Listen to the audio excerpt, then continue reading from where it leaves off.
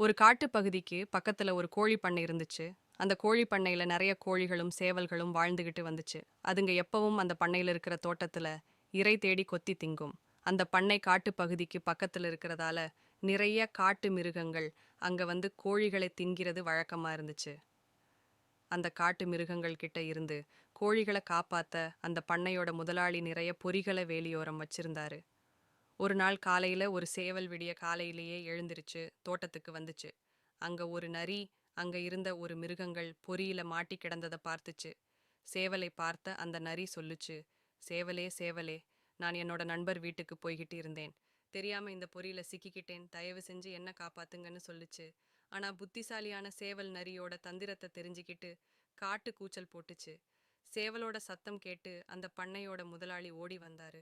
அந்த நரிய பார்த்த முதலாளி ஒரு பெரிய கட்டாய எடுத்து ஒரே அடி அடிச்சு அந்த நரிய கொன்னுட்டாரு.